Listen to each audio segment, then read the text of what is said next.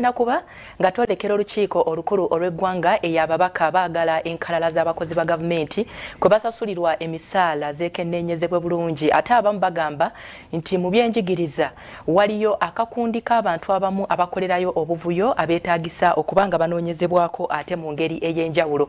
Okwogera ebigambo bino babadde baweereddwa alipoota eyakoleddwa omubalirizi wa gavumenti John Muwanga era alipoota eno yeeyongedde okulambikanga ensimbi ezisoba mu buwumbi 18 bwe bubulankanyiziddwa so nga ate n'enkalala ezimu okusasulwa abakozi tezitegeerekeka bulungi.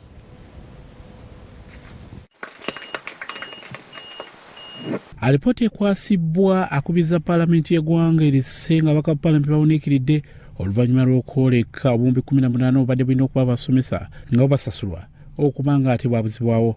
Alipoota eno ereetedde n'omubalizi w'ebitabo bya gavumenti okutegeeza nga bagenda okuddamu okwekenneenya enkalala z'abakozi mu bitongole byonna bya gavumenti. Eno egenze maaso n'eraga nga abasomesa bwe bamaze ebbanga nga bagenda maaso n'okuŋŋamya ku nkalala zino emyaka egisobera ddala 30.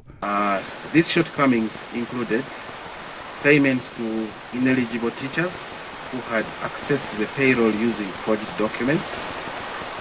These payments alone amounted to 18 billion.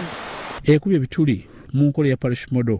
Gavumenti oluusi twagenda okulaba nga sako zisinga teziregistered kati ate zifuna ssente nga teziregistered endala baziwa ssente za sako ne ziremu ozikozesa sako ziri ku account ziri ku bank account zonna tezinakozesebwa ziri okwo era twagenda okulaba nga miliyoni nga 5.9 mu districts nga 5 tezibana za accounting tezibana za accounting za 4. Wanabaka ba Paalamenti basinzidde nga baagala okwekenneenya enkalala mu bitongole byonna ng'omubaka okuva mu kitundu eky'Ebujoba Opondo Mukasa ayagala enkola eno ebe ng'ekyusibwa. Wano mu Uganda twandibadde tulina ssente ezitumala okukola enguudo, okuzimba amasomero, okuzimba amalwaliro. Naye njagala kutegeeza nti ebitundu ng'ana ku 10 bubbibwa mu ngeri ne mu nkola ez'enjawulo, mu procurement, mu ghost workers, mu ngeri ez'enjawulo. So ndowooza tulina okuvaayo, gavumenti erina okuvaayo eyongere okutereeza.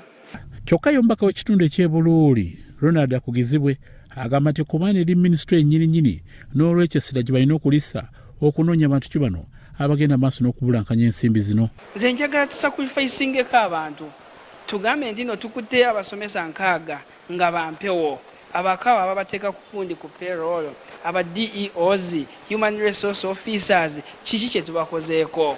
Otherwise kibi nnyo okusanga nti no oli ali suppose okubanga omulimu agufunye bulungi tagufuna tebamuteeka ku payroll kubanga n'ogenda ku payroll nakyo kizibu nnyo. Sente zandibadde zisasula abantu bali mu kuzisasula mu mbeera ya mpewo abalala kulwawo kugenda ku payroll n'ebisigadde ekyo kyabweraliikirivu kituwa obweraliikirivu ate n'ebyenjigiriza byaffe ng'eggwanga kitwongera okutweraliikiriza waddala Uganda gyeraga naddala nga abantu betuwa obuvunaanyizibwa okuddukanya emirimu gy'eggwanga bakyakola ebintu byabwe nga bafaana bwe bata. Yombaka w'ekitugumu Onekalit Meru alaze obwennyamivu ku nkola ya parish model gy'agambye nti engeri gyekwatibbwamu eringa n'ekigendererwa eky'abantu ab'olubatu ganyulwamu. $100 million that was supposed to be given a parish. If that money was put in a pool and a tractor is bought per sub-county, then whoever want to use the tractor in his or her garden pays only for fuel, buys only fuel and put in the tractor, then goes to the garden. Would have been more impactful than this kind of project writing, of which we know who are the beneficiaries, the usual suspect, those who knows how to write project proposal. Raso TV, Zegre Segirinya, ne Eric Sebalamo, Omunyo.